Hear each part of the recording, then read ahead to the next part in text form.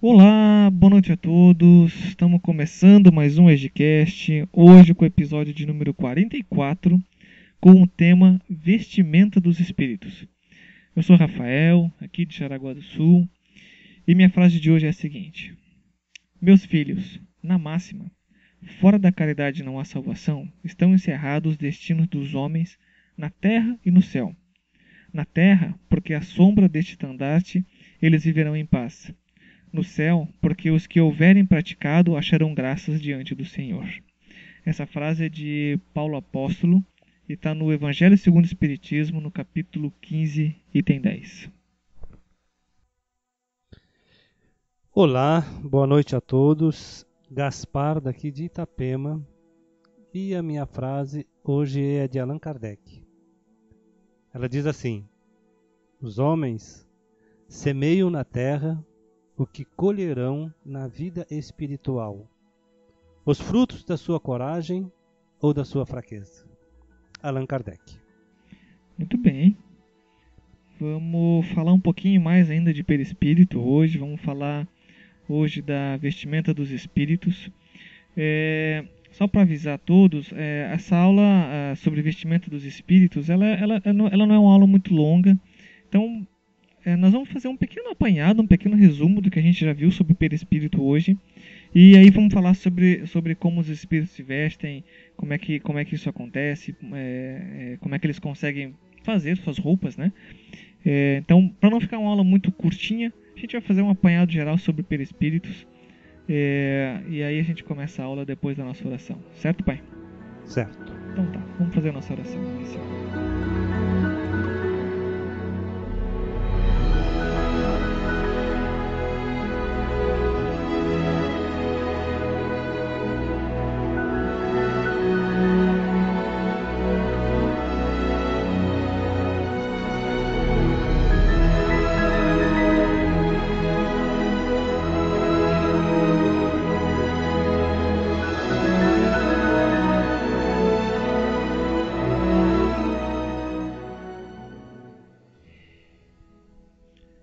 Vamos fechar nossos olhos um minutinho. Vamos elevar nosso pensamento a Deus, a Jesus. Vamos pedir a sua luz, a sua presença conosco, que nos ilumine, que abra nossa mente, que nos ajude com a aula de hoje e que esteja presente junto com cada um dos nossos ouvintes, também auxiliando no entendimento da mensagem, do recado que a gente tenta passar aqui. Que assim seja. Que assim seja.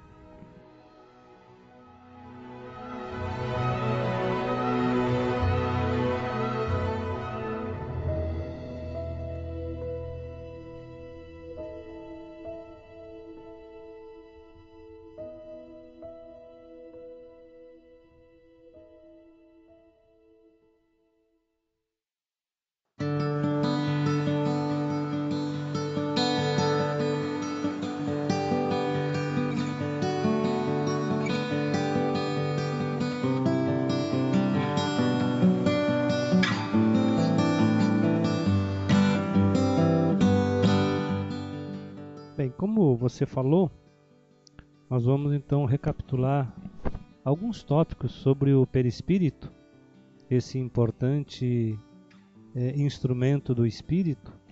Aliás, um dos mais importantes, uma das mais importantes modificações do fluido cósmico, né? Sim. Que é o perispírito, para que a gente possa relembrar o que a gente já falou sobre o perispírito e mais no final, como você disse, falarmos então da vestimenta dos espíritos. Muito bem. Eu fiz algumas anotações aqui, Rafael, e depois você pode também ir aí me ajudando, mas a gente começou falando sobre o perispírito nos tópicos criações fluídicas e ideoplastia, que é aquela capacidade que o perispírito tem, né, de criar ou de plasmar tudo aquilo que ele pensa. E lembro que a gente alertou, né, sobre a necessidade de termos os nossos pensamentos vigiados, de termos os nossos pensamentos sadios, né? Sim. A advertência que a gente fez em função de nós sabermos de que tudo aquilo que a gente pensa é plasmado. E vale aqui então uma orientação de Jesus, que está lá em Mateus capítulo 26, 41, quando ele nos alerta no vigiai e orai, para que não entreis em tentação. O espírito, na verdade, está pronto, mas a carne é fraca. Mateus capítulo 26, 41. E como nós sabemos que a carne é fraca, não é, Rafael? Exato. Como no nosso dia a dia a gente percebe o quanto a gente está sujeito à queda, como diz assim, a não observância das leis divinas, dos ensinos de Jesus, do Evangelho, exatamente pela fraqueza da carne. E a fraqueza da carne significa falta de perfeição moral ainda, né? Ainda nós estamos aí labutando, tropeçando, caindo. Mas é nesses tropeços e nessas quedas que, ao levantarmos, a gente vai adquirindo o conhecimento e a experiência para não repetir novamente aqueles erros que a gente acabou de cometer. Então essa é a nossa advertência, né, sobre o pensamento. Danado do pensamento, que é tão importante a gente manter eles sadios, que já falamos tantas vezes que os pensamentos eles viciam um ambiente e também saneiam um ambiente, né? É o caso, por exemplo, dos espíritos, tanto encarnados como desencarnados, que têm as chamadas monoideias, quer dizer, aquela ideia fixa, uma única ideia, né? E que acabam levando eles a uma mudança perispiritual, e que muitas vezes o espírito fica pensando que é um cachorro, que é um cavalo, que é um, sei lá, que é um animal qualquer. E ele acaba fazendo uma transformação no seu perispírito e tomando forma daquele animal que ele pensa que é. Olha a importância do pensamento, não é verdade? É aquilo que nós comentamos, né? Você falou, eu me lembro, sobre zoantropia. Então todas essas transformações operadas pela mente, né, que nós damos o nome de ideoplastia, que é o estudo da modelagem através do pensamento, que é a chamada ideoplastia. Também lembro que nós falamos, né, sobre a formação do perispírito, que ele é formado do fluido cósmico universal, né? O perispírito, né, ou o corpo fluídico dos espíritos, que é um dos mais importantes produtos retirados do fluido cósmico. É interessante que acho que a gente deveria começar a fazer, a relembrar esses tópicos pelo próprio conceito, né? O que é perispírito, né? Já que a gente está fazendo um pequeno review. Uma recapitulação, né? O perispírito é o veículo do espírito, né? Me corrija se eu estiver errado. O espírito, quando ele desencarna, na verdade, quando nós desencarnamos, ainda não somos 100% livres. Na verdade, no estudo a gente descobriu que nunca o espírito fica 100% livre do perispírito. O que acontece é que o perispírito vai se depurando, vai se tornando cada vez mais sutil. Então, o perispírito é o envoltório do nosso espírito, né? Para o nosso corpo ele tem uma dupla função, né? Ele, além de ser o envoltório do espírito, é o que faz a comunicação, a ligação entre espírito e o corpo físico, não é? É verdade, ele faz a ponte, né? Exato. Então podemos dizer assim que o espírito quer, o perispírito comanda e o corpo sente. Exatamente. Porque todas as instruções, tudo o que o espírito deseja que aconteça com o corpo, passa pelo perispírito, que é um instrumento do espírito, né? E é bem interessante essa analogia de instrumento, de mediador, e mais na frente nós vamos estudar mediunidade, que eu comparo o perispírito como o médium. Que o médium é aquele que está, o nome já está dizendo, está no meio, né? Sim. No meio do mundo físico com o mundo espiritual. O perispírito tem essa função, ele está no meio, entre o corpo físico, quando encarnado, né, e o espírito. Exatamente. Né? Na verdade, quando desencarna, então o perispírito acompanha seu espírito, daí ele não está mais mediando nada, né? Não está mediando mais o corpo, mas o espírito necessita do seu perispírito para as manifestações físicas. Lembra que a gente falou sobre isso, né? Sim. Quando o espírito aparece, quando alguém vê, tem a mediunidade da vidência, ele não está vendo o espírito, ele está vendo o perispírito. Exato. O perispírito... Nosso último assunto hoje, que é a vestimenta dos espíritos, na verdade, quem vai ver, que é os médiuns, vai ver o perispírito com a sua vestimenta, desta ou daquela forma. Porque o espírito mesmo, ele é invisível, né? Exato. O perispírito, a gente já tinha visto, ele é composto do material físico, né? Nós não temos capacidade ainda de compreendê-lo, de estudá-lo aqui como encarnados, mas a matéria com a qual ele é formado é uma matéria física. Ela é matéria, muito quintessenciada, muito sutil, para a gente perceber com qualquer medição, com qualquer instrumento, com qualquer visualização direta que seja, mas ela não deixa de ser matéria. Então, o espírito ainda está encarnado numa matéria extremamente sutil. E é exatamente como tu falou, assim o médium, ao visualizar no espírito, né, visualiza esta matéria, visualiza esse perispírito.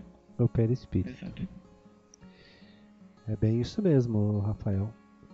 E ainda falando um pouquinho sobre a capacidade que o espírito tem de usar seu pensamento e a sua vontade, e das criações fluídicas. Então existem espíritos, principalmente os inferiores, né? Aqueles que ainda não conseguiram a luz, não conseguiram se desvencilhar das suas mazelas, e que muitas vezes espíritos vingativos, espíritos obsessores, eles usam dessa sua faculdade de se vestirem para se vestir de forma feia, horrível, com o objetivo, Rafael, de assustar e de amedrontar os seus desafetos. Porque muitas vezes os seus desafetos são videntes, os verem. Mas se não forem videntes, eles aparecem para eles em sonho.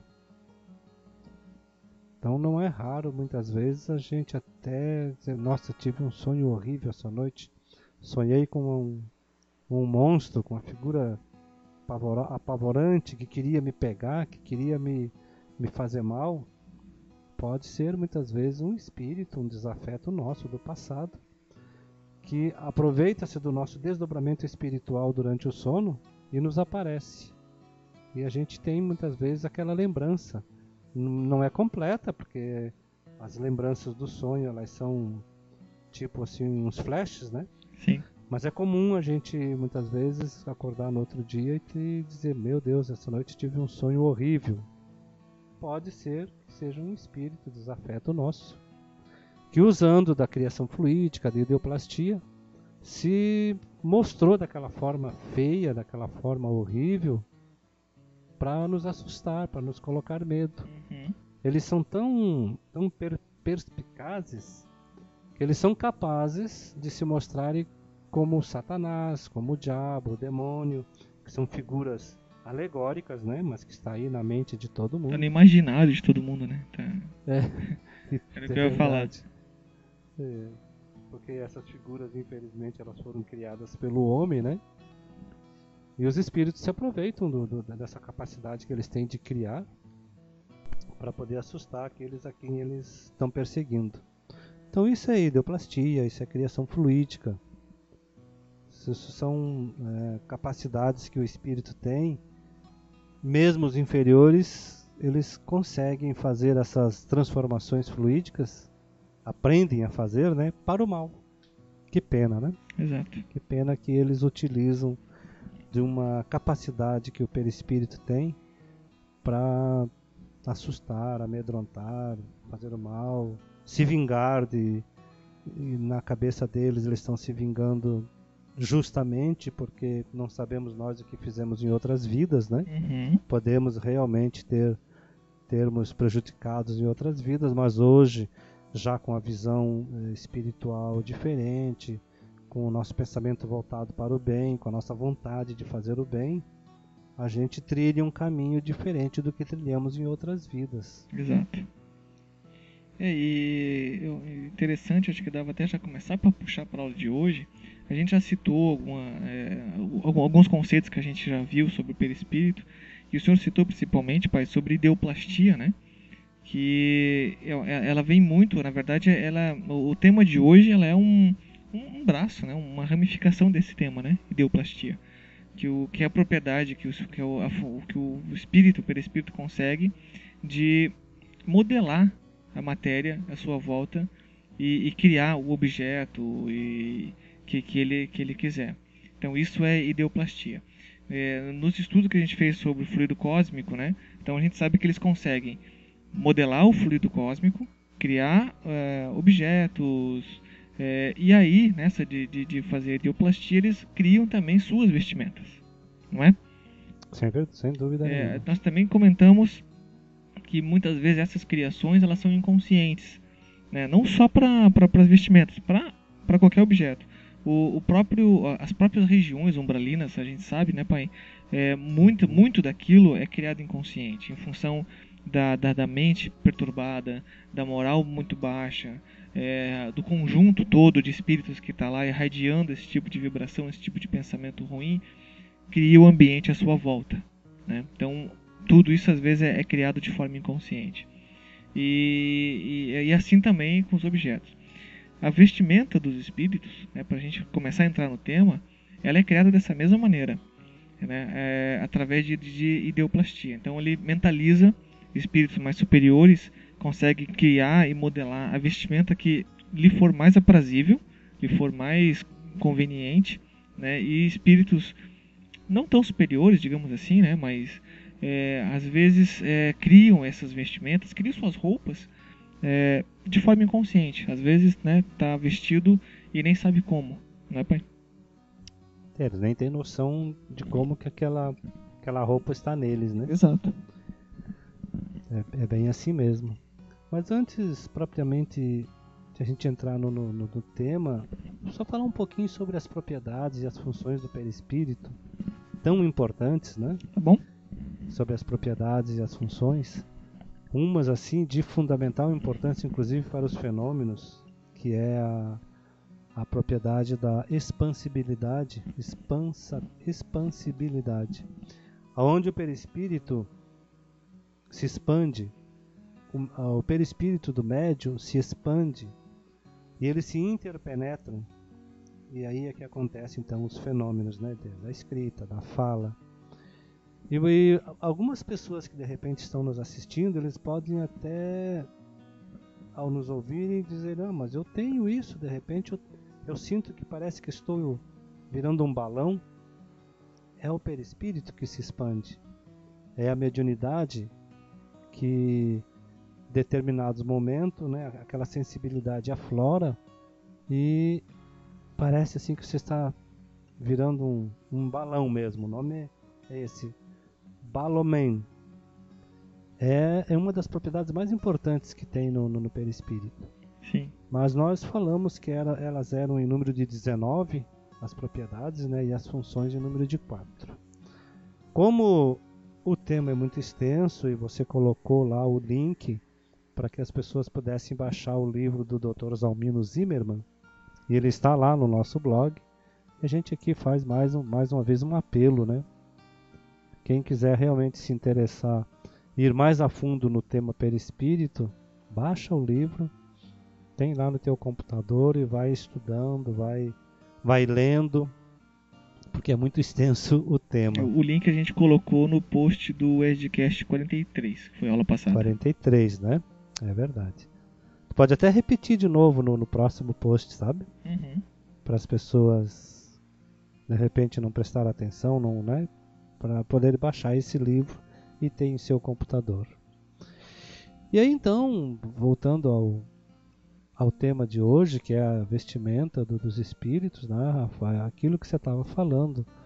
Muitas vezes inconscientemente o espírito se vê vestido e ele nem sabe, nem tem ideia de como que aquilo aconteceu. E conscientemente eles usam o que a gente já falou aqui quantas e quantas vezes, né? O pensamento e a vontade. Então os espíritos manipulam de tal forma os fluidos espirituais, assim como o homem manipula a matéria, eles manipulam os fluidos espirituais e eles criam as suas vestimentas. Um exemplo, por exemplo, que a gente pode dar aqui é de Emmanuel, que foi sempre o guia de Chico Xavier, e ele se apresentava sempre vestido de romano, porque foi a encarnação que mais marcou a vida dele, foi aquela encarnação. Quando ele foi um senador romano, né? Chamado Públio Lentulus. Então, o espírito ele usa muitas vezes a vestimenta daquela encarnação que mais marcou a vida dele. E normalmente quando ele se faz aparecer para os médiuns videntes, ele normalmente usa a vestimenta da sua última encarnação quando ele quer se fazer ser conhecido. Por exemplo, vai aparecer, ele sabe que um irmão, um parente vai vê-lo, seja de forma acordada do médium ou dormindo, né, que a gente já falou que é possível a gente se encontrar com nossos entes queridos durante o sono. Ele aparece com aquelas características, aquelas roupas tradicionais que ele vivia, para que a pessoa que esteja vendo saiba que realmente é aquele espírito que está ali.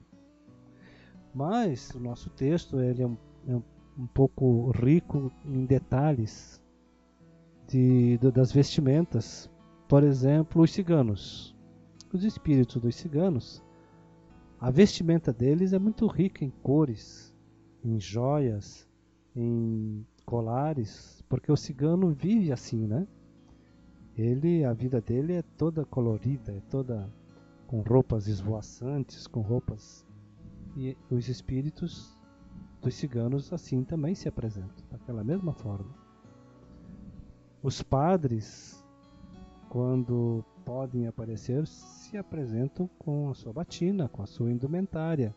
Militares, enfim, cada espírito aparece com aquela vestimenta que lhe foi mais característico na sua última encarnação. Exato, lembrando que não é regra, né? Não, assim, só para às vezes fica a dúvida na cabeça de quem está ouvindo.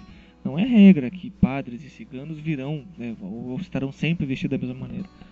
O que o meu pai quer dizer é que os espíritos se vestem da melhor maneira que se sentem bem. Como já tinha dito, às vezes é essa, né? Os ciganos com roupas coloridas, os padres de batina, ou uma última encarnação que você teve lá em Roma, então você se veste com túnicas, e por aí vai. Mas não é necessariamente uma regra. A partir da hora que o espírito tem um certo domínio, ele cria a sua vestimenta da maneira como achar melhor, né, pai? Bem, isso mesmo. Bem, isso mesmo. No final do nosso texto, até vou ler um parágrafo que tem aqui, diz assim, ó: os espíritos se trajam e modificam a aparência das vestes que usam conforme lhes apraz. Exclusão feita de alguns muito inferiores e criminosos, geralmente obsessores da mais ínfima espécie, cuja mente não possui vibrações à altura de efetuar a admirável operação plástica requerida. Ideoplastia, né? Por isso mesmo, a aparência destes últimos costuma ser chocante para o vidente, pela fealdade ou simplesmente pela miséria, pois se apresentam cobertos de andrajos e farrapos, como que empapados de lama, ou embuçados em longos sudários negros, com mantos ou capas que lhes envolvem os ombros e a cabeça. Então, só para a gente ter uma ideia de como que os espíritos fazem as suas roupas, depende muito da sua evolução, né? Da sua evolução espiritual. Exato. Porque os inferiores, eles andam vestidos de forma feia, com andrajos, com roupas esfarrapadas, até porque eles não sabem, não têm a técnica de manipular os fluidos espirituais e fazer a sua vestimenta de acordo com o seu gosto. E que muitas vezes também eles não estão nem preocupados com a vestimenta, porque a maldade muitas vezes é tamanha, o instinto de vingança é tamanha, que na cabeça deles só tem isso, né? Só tem esse pensamento. Sim. De fazer o mal, de se vingar, de obsidiar aqueles a quem eles julgam seus inimigos aqui na Terra. Interessante. Eu posso ler o parágrafo seguinte, que eu acho que vale de alerta, às vezes, para as pessoas que têm um certo grau de mediunidade, uma evidência, às vezes desconhece por completo a doutrina espírita, desconhece por completo o que está acontecendo consigo, né? Às vezes, pela simples vestimenta, você bater o olho, quem tem o dom de ver, tu bater o olho na vestimenta do espírito, tu já vai mais ou menos entender qual é o grau de moral e de bondade daquele espírito. Aí tem o último parágrafo aqui do nosso texto. Leon Denis diz assim, ó: a veste fluídica denuncia a superioridade do espírito. É como um invólucro formado pelos méritos e qualidades adquiridas na sucessão de suas existências. Opaca e sombria na alma inferior, seu alvor aumenta de acordo com os progressos realizados. Torna-se a alma cada vez mais pura, brilhante no espírito elevado, ofusca nas almas superiores. É interessante, né? Acho que por aí dá para tu ter uma dica de que qualidade é o espírito que você está possivelmente vendo, né? Ou seja em sonho, ou seja em evidência, né? Sem dúvida nenhuma. O que nos remete ao tema que... Não digo o tema, o que a gente tem sempre repetido, não é, Rafa, em nossas aulas, sempre pela necessidade de se aprimorar o nosso espírito, né? Porque tendo o conhecimento, e a gente está tendo o conhecimento, a gente sabe agora que é a nossa evolução que vai nos colocar numa condição, nesta ou naquela condição, no mundo espiritual. Então, se a gente sabe disso, vamos fazer a nossa parte enquanto estamos encarnados, né? Vamos fazer o bem. Me fizeram mal, eu vou pagar esse mal com o bem. Que é um pouco difícil ainda para o orgulho e para o egoísmo do ser humano, né? Sim. Mas o benefício é somente nosso. Não guardar rancor, não guardar mágoa. Fizeram mal para mim, vamos orar para aquele irmão, porque ele estava num momento de desajuste. Ele de repente está necessitado daquela prece, daquela oração. Porque nós sabemos, estudando, né? A gente toma conhecimento de como é que é a vida no mundo espiritual. Com quem que eu vou me encontrar no mundo espiritual? Isso é sintonia. Se eu tenho uma vida regrada, se eu pauto pelo bem, se meus pensamentos são vigiados, quando irmos ao mundo espiritual, é nesta vibração que nós vamos viver. É na companhia desses irmãos que têm esse mesmo sentimento de amor, de caridade, de fazer o bem aos outros. É nesta vibração que a gente vai conviver. Diferente disto, se infelizmente cairmos nos caminhos tortuosos da vida e só pensarmos no mal, na vingança, né? Inveja, ciúme, o orgulho demasiado, o egoísmo demasiado, é nesta sintonia que a gente vai viver no mundo espiritual. Então veja, Rafa, o quanto é importante a gente fazer esta reflexão de enquanto estarmos aqui encarnados, aproveitar ao máximo a nossa encarnação para nos prepararmos para a vida espiritual.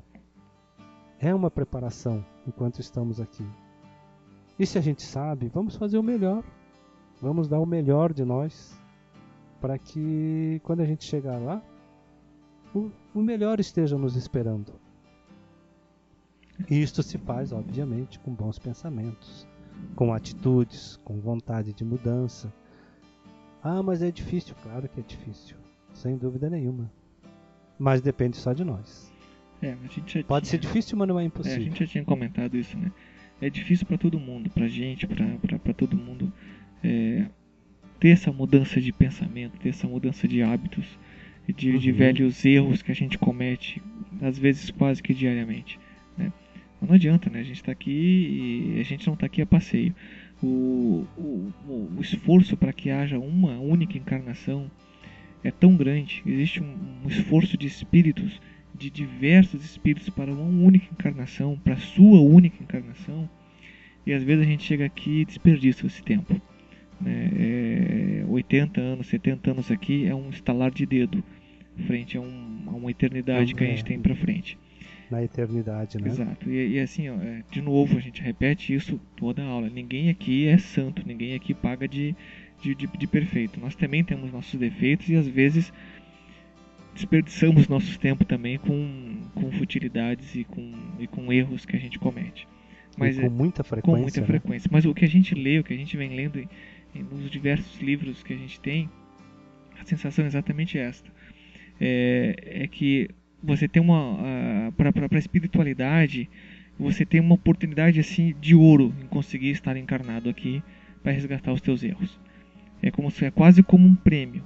E aí você chega aqui e desperdiça esse prêmio, desperdiça essa chance. Então a gente tem que tentar, de uma maneira ou de outra, mudar os nossos hábitos, mudar a nossa forma de pensar, né? O benefício é somente nosso. Somente nosso, né? Jesus deixou o recado, veio para ensinar o amor e o perdão. É tão simples, mas tão difícil, a gente sabe. Mas é por aí o caminho, né? Parece simples, mas depende de esforço, de vontade, de dedicação, né? de entendimento, de saber que, como é tradicional se dizer, a gente só colhe aquilo que planta, né? Sim. É um ditado comum, mas muito verdadeiro. Exato. Não vou... Se eu colho tempestade, se eu não tem jeito, se eu planto ventos, eu só vou colher tempestade, não tem outro jeito. Agora, se eu planto amor, se eu planto entendimento, paciência, a caridade, a colheita com certeza será bem proveitosa. Exato. Não é verdade? Uhum. Acho que conseguimos falar alguma coisa bem resumida sobre todo o tema, Rafa. Eu acho que era isso. E vamos aqui já fazer uma propaganda do nosso próximo assunto, que acredito eu seja bem interessante e gera bastante curiosidade nas pessoas. Intervenção dos espíritos no mundo corporal. Exato. Eu ia falar sobre isso agora. Eu ia até fazer o seguinte. Não sei se o que tu acha. Tu me deu essa ideia agora. A gente teve todo o nosso tema agora sobre fluidos cósmicos e perispírito. Agora nós vamos entrar num tema que é a influência dos espíritos nos nossos pensamentos. Será que influencia? Será que não? E logo depois acho que serão, pelo que eu vi aqui, mais 4 aulas, basicamente, desse tema. Depois nós vamos entrar num extenso tema sobre mediunidade. Vamos ficar praticamente todo o módulo científico daqui para frente, depois dessas mais 4 aulas, basicamente em mediunidade. Eu queria pedir para os nossos ouvintes, se sobrou dúvida sobre o perispírito, se sobrou questionamento sobre o perispírito, se depois que nós falamos, às vezes nós não conseguimos nos expressar direito, né, pai? E às vezes ficou dúvida ainda na cabeça do ouvinte. Então a gente pede, gente, façam perguntas. Que se houver perguntas suficientes, a gente poderia fazer um especial, né, pai? Só para responder as perguntas. O que tu acha? Seria bem interessante. Seria bem interessante. A gente pegar as dúvidas de todos que estão nos ouvindo, fazer um programa antes do próximo programa, gravar um especialzinho só para responder perguntas, porque às vezes gera bastante dúvidas. Mas claro, a gente só vai fazer um programa, um apêndice a mais, se houver perguntas suficientes, para que a gente tenha um tema legal. Não que a gente não vá responder. Perguntem, mandem perguntas, mas se não houver perguntas suficientes, a gente faz as respostas via Facebook, via e-mail, via Twitter, pelo meio que vocês mandarem. Mas se der um número bom de perguntas e que a gente acha que vale a pena, a gente grava um programinha a mais, só para responder, só para tirar essas dúvidas, que às vezes eu acho que falando, né, a gente consegue explicar melhor. Certo? E veja bem, muitas vezes a dúvida de um é a dúvida de muitos. E geralmente é isso, né? né? Então, se alguém faz uma pergunta, a gente conseguiu responder aquilo ali, vai satisfazer a curiosidade de quantos e quantos outros. Exato. Então, imaginem vocês, se muitos nos mandarem questionamentos, a gente, ao responder, vai conseguir atingir a curiosidade ou a dúvida da totalidade daqueles que nos seguem. Não é verdade? Então tá, fica aqui a proposta. Né? Quem quiser perguntar, gente, nós temos aí vários meios de canal para chegar até a gente. Vocês podem mandar e-mail direto para o nosso, mandar perguntas direto para o nosso e-mail, que é esdcast@esdcast.com.br. Lembra que é .br, apesar do nosso site ser .com, o e-mail é .com.br. Pode mandar perguntas direto no Facebook, pode comentar no post que a gente faz sobre a aula. Coloca a pergunta lá e o endereço é facebook.com/esdcast, ou manda pergunta no Twitter, que é @esdcast. A gente vai responder de qualquer maneira, seja por escrito, e se der perguntas suficientes, se der bastante participação, a gente faz um programa a mais. A gente, na semana que vem a gente já grava rapidinho, porque aí não vai ser muito demorado, né, pai? A gente consegue gravar e colocar no ar. Eu acho que vai ficar bem jóia e bem legal. Tá bom, tá lançado aí então a proposta, né? Sim. Se vocês aceitarem e quiserem nos questionar, será um prazer pra gente fazer uma aula somente de respostas sobre as dúvidas que surgirem. Beleza. Então vamos agora encerrar o nosso encontro de hoje, tradicionalmente, lógico, fazendo a nossa prece final. Okay. Então vamos à nossa oração final.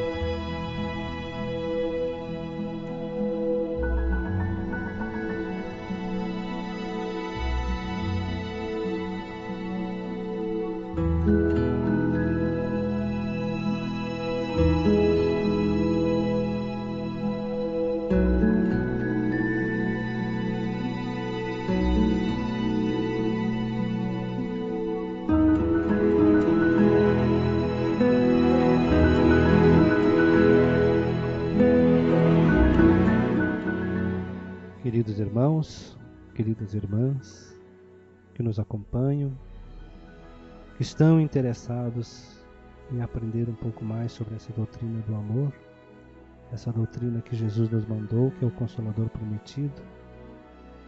Vamos então, queridos amigos, elevar o nosso pensamento ao nosso Pai Criador, aquele Pai amoroso, aquele Pai que nos ama, que nos perdoa, que nos dá todas as oportunidades que necessitamos, para dizer a Ele do nosso muito obrigado. Obrigado por tudo, Pai. Obrigado pela vida.